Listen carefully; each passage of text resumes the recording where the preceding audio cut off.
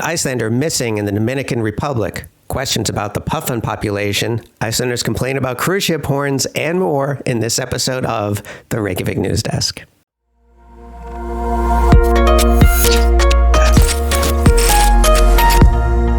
First up on the Reykjavik News Desk, are you or do you know someone who is in the Dominican Republic? If so, have you or have they seen this man? His name is Magnus Kristinn Magnusson, and he's been missing for about a week now. Magnus traveled from Spain to the Dominican Republic on September 3rd, and the last his family heard from him, he was supposed to be getting on a flight September 10th to come back to Iceland. Strangely, his luggage made it onto the plane, but he did not. Nobody seems to know why he went to the Dominican Republic, but by all appearances, it was simply an impulse decision, and he went there and hit some casinos and had a good time. And there's nothing about this trip that would lead people to believe that he got mixed up in anything illegal or dangerous. His family is pretty worried about him, and some are planning to go to the Dominican Republic to look for him. So again, this is what he looks like. He is reportedly 185 centimeters tall. He's of slim but athletic build. He has bluish gray eyes and dark hair. If you have any leads that might help this family, there's a Facebook link in the description below. Here's hoping this matter gets resolved quickly and happily. There are fewer baby puffins in need of help in the Westman Islands this year, which could point to two possible explanations. As you might know, the Westman Islands, which is an archipelago off the south coast of Iceland, is home to a great many of Iceland's puffins.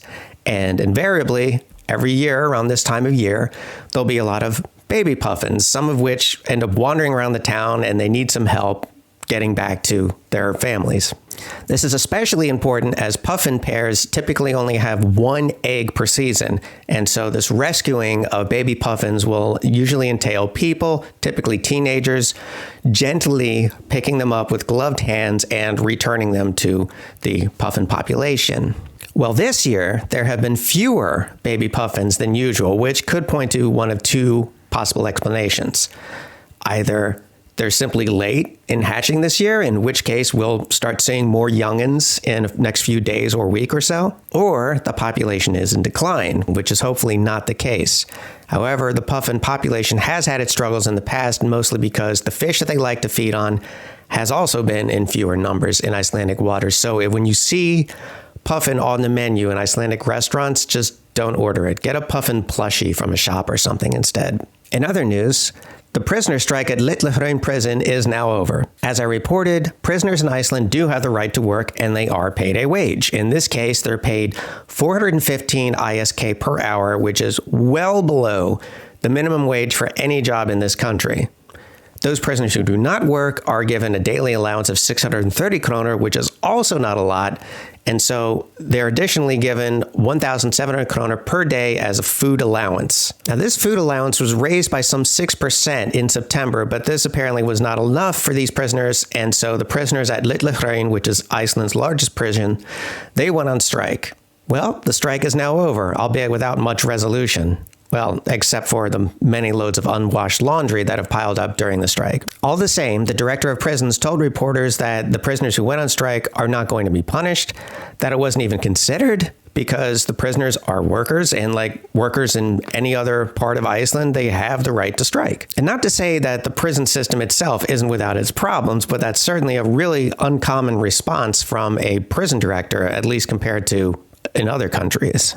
Next up, blood mares. And just as a warning, this next segment does contain mentions of animal abuse, so if you're not in the mood to deal with that right now, just skip ahead in this video to the next graphic. So as I've reported, there are farms in Iceland wherein blood is extracted from pregnant mares and then sold to a company called Icelander. And this company, in turn, extracts hormones from this blood that is used in pig farming, specifically to make pigs breed more piglets so more pork can be made. Iceland is one of only 3 countries in the entire world that still does this, the other 2 being Argentina and Uruguay, and some investigations conducted last year showed that there is a lot of animal abuse that goes on these farms. In fact, the ESA, which is the supervisory authority for EFTA, told Iceland earlier this year, hey, this breaks European law, you have to stop this. And so the Icelandic Food and Veterinary Authority announced that there will be changes to laws and regulations that will go into effect on November 1st. And at the same time, there's going to be allowing a certain period of time for farmers to be able to adjust, although they didn't specify what length of time would be given for farmers to adjust to the new laws and regulations regarding blood mares. By the way, Ísteka is the only company in Iceland that buys the blood of pregnant mares. So once again, we have a situation where we have what's clearly an animal welfare issue, such as with whaling, wherein the government seems to be unwilling to take decisive action, all for the sake of a single company. Anyway, here's hoping the blood farms simply stop operating, as proposed legislation in the recent past has suggested. In better news, Decode Genetics has gotten involved in the case of the skull in the ministerial residence. So I love this story. So the ministerial residence is this big old house in downtown Reykjavik that is where the government ministers will meet regularly to discuss policy. It's also a place where foreign dignitaries visiting Iceland will be put up. Well, recent renovations have been done on this house, and under the floorboards, they found a human skull that apparently somebody had for a long time been using as an ashtray. But apart from being fairly sure that the skull belongs to a woman of short stature, nothing is known about the identity of the person who had the skull inside their body, let alone how it ended up being used as an ashtray. Well, Decode Genetics is now on the case, and Decode Genetics founder and CEO Kári Stefánsson told reporters that while, yes, this isn't typically something that Decode Genetics gets involved with, this is something that they'll be focusing on now, and they're hoping to uncover the identity of this person. In talking about this, Kári Stefánsson said to reporters, perhaps jokingly, that part of his motivation for wanting to get involved was to be able to crack the case before Prime Minister Katrín Jakobsdóttir wrote a crime novel about it. Oh yeah, did you know that our Prime Minister is a crime novelist? It's true.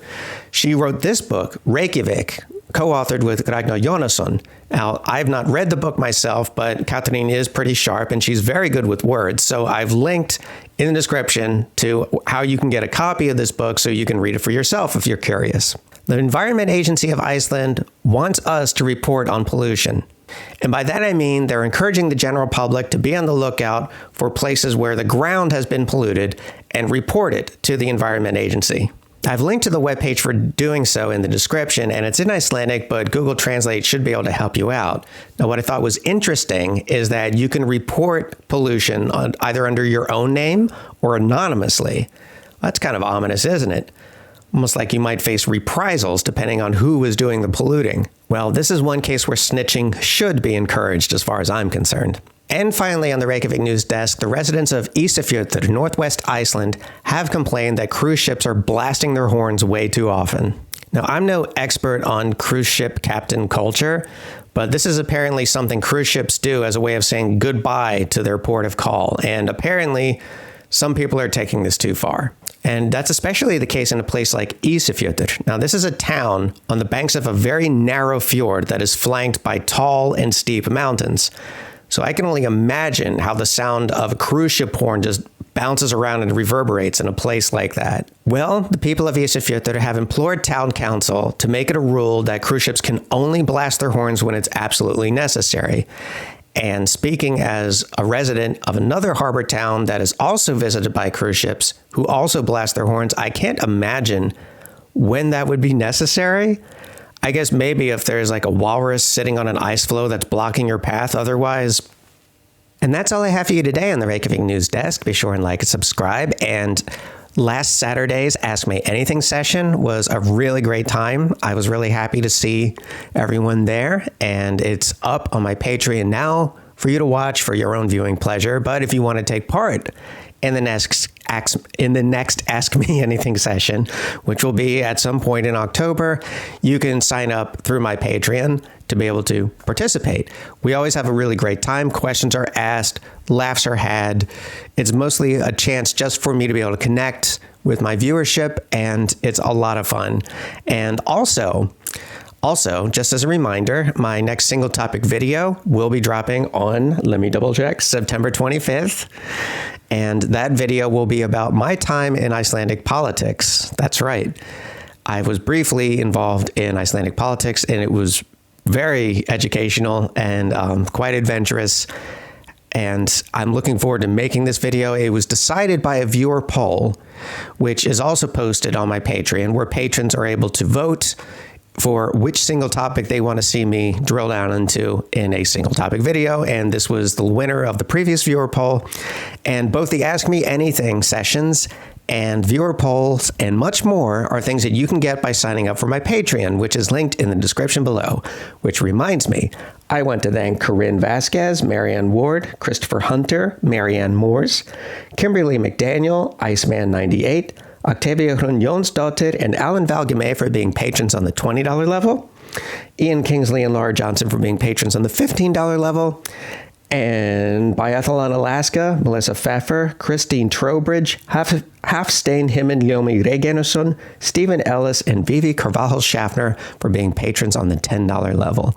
You folks rock. That's all for me at the Reykjavik News Desk. Be good to each other.